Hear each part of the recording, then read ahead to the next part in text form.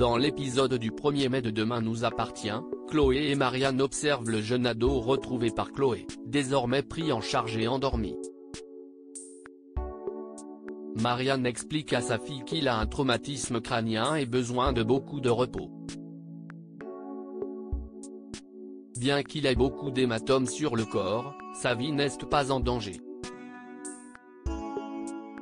Puisqu'il n'avait aucun papier ni téléphone sur lui, impossible cependant de connaître son identité pour prévenir ses proches.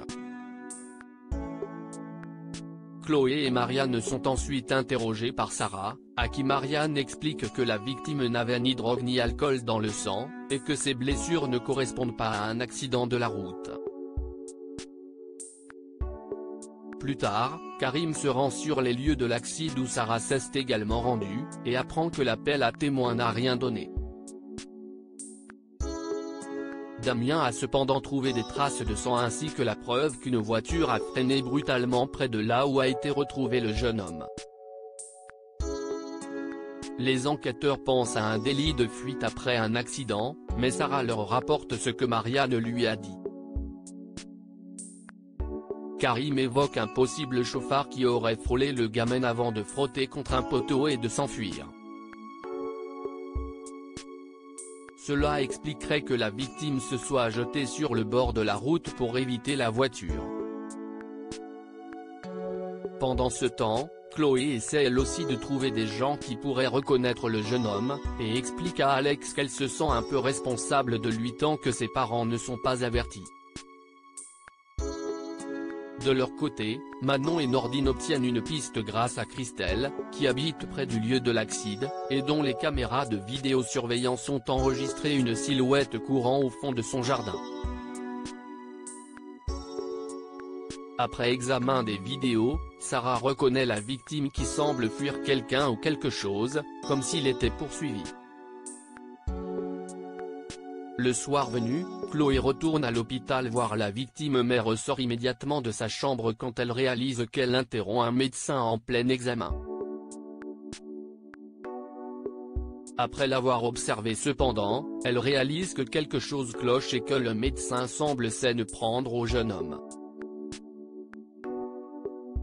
Quand elle retourne dans la chambre, l'homme habillé en médecin la bouscule et prend la fuite.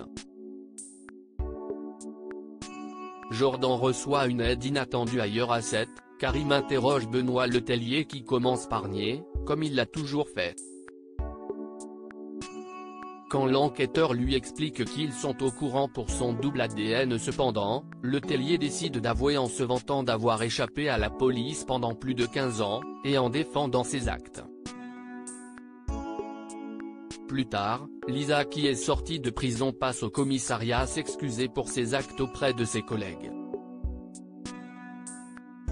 Elle en profite pour aller voir Letellier en cellule et le confronter sur ses crimes.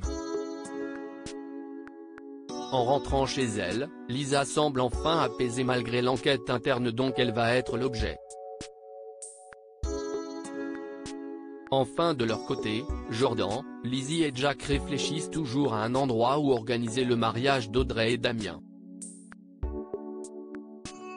Alors que Lizzie et Jack proposent un haras, Jordan proteste mais ne fait pas le poids face à la majorité. Il décide cependant d'informer sa mère de l'idée de son frère et de sa sœur, persuadé qu'Audrey se rangera de son côté. Ce qui est le cas. Cherchant toujours l'endroit parfait, Jordan est aidé par Swasik qui a entendu sa conversation avec sa mère et qui souligne qu'il a déjà tout ce qu'il faut au bord de la mer pour un mariage de rêve.